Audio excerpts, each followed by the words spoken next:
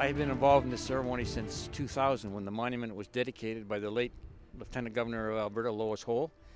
And I've worked with these 1-Can Parachute Battalion veterans closely since that time.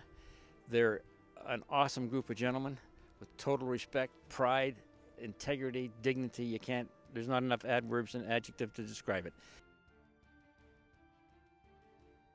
Okay, you see here the engraving in the monument itself, how it integrates the mountain range Ex-Col East behind, and the naming of the battle honors of the 1st Canadian Parachute Battalion. Normandy Peak, the Ardennes, which relates to the Battle of Bulge, in fact, in which the 1st Canadian Parachute Battalion members were the only Canadians to serve in the Battle of the Bulge. Then the Rhine Crossing, which is Operation Varsity, 1945, and the Elbe, which was their final destination in Wismar. And you can see the other etching in here in the writing is the history of the battalion, which is both on the front, on the sides, and on the back.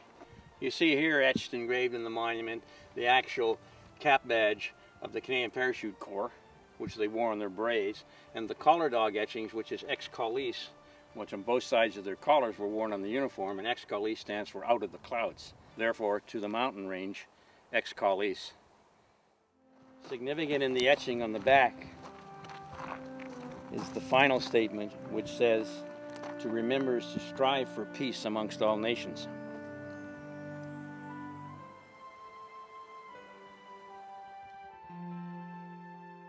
To remember is to strive for peace amongst all nations.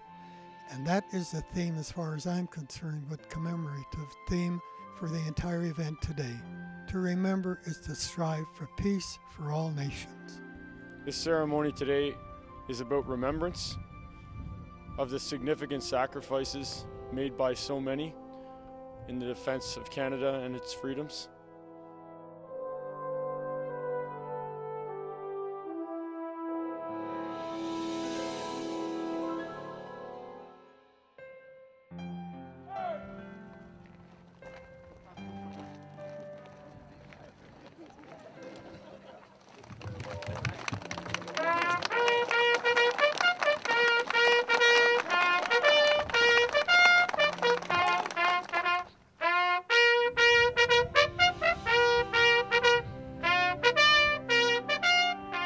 It's good to see the 1-Can Para guys, the ones that really started this in 1942, be here to still partake in these ceremonies, because they did a lot for the airborne. The ceremony to me is a recognition of the D-Day landing, the contribution that the Canadians made during it, the contribution that was done by the 1-Can Paratroopers that went in on D-Day.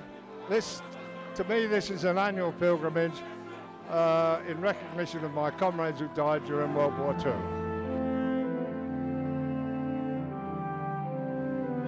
"65 years ago, it was soldiers like those in the 1st Canadian Parachute Battalion who were the first to touch French soil.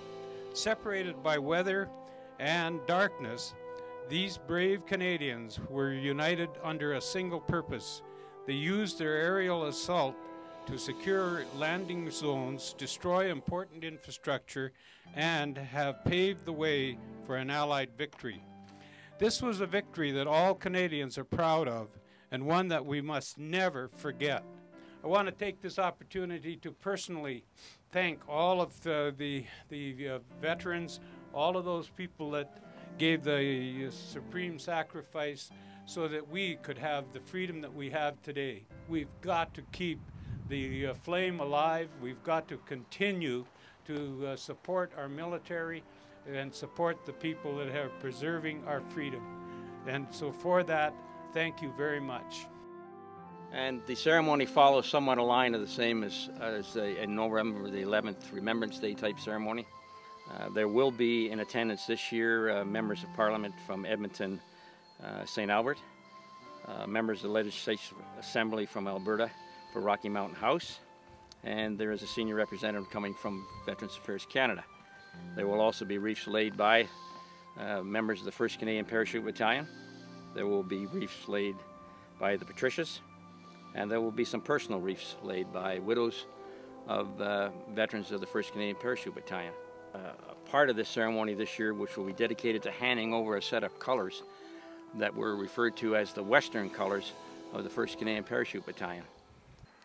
The ceremony will also honor all parachutists since that time, and including serving battalion members of the 3rd Battalion Princess Patricia's Canadian Light Infantry Parachute Company.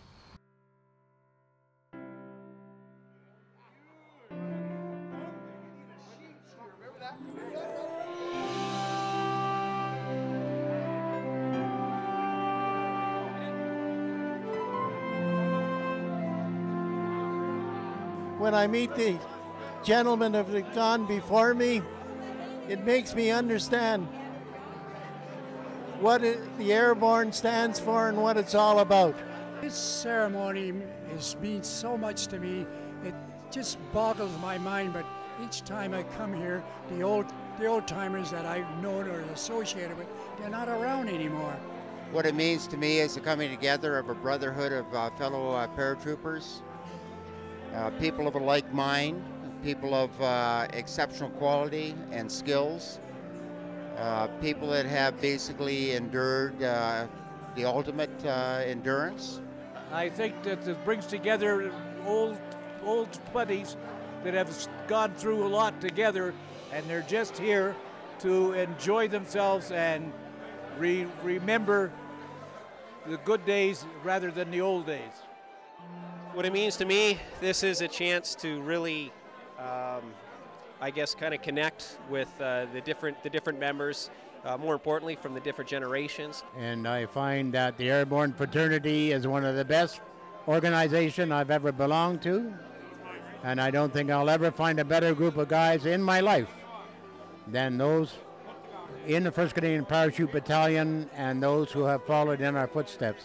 When you get a whole bunch of guys together for any particular length of time, you sort of bond together, and it's like a brotherhood. It's like family. It means everything to me because my husband's been an airborne regiment soldier for 36 years.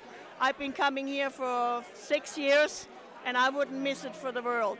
The ceremony means a lot to me because my husband jumped on D-Day, and he was with the Canadian 1st Parachute Regiment, and they are a bunch of good guys, and I wouldn't miss this for the world.